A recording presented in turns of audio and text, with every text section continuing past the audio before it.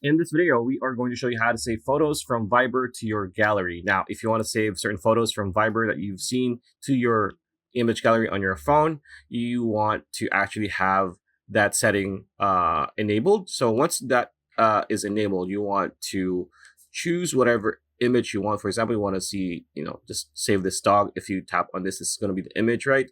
So how do we save this? It's quite simple.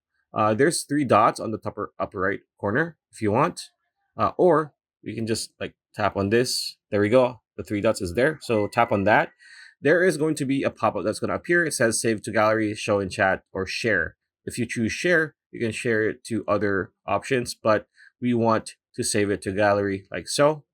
And as you can see, we have saved it to our gallery.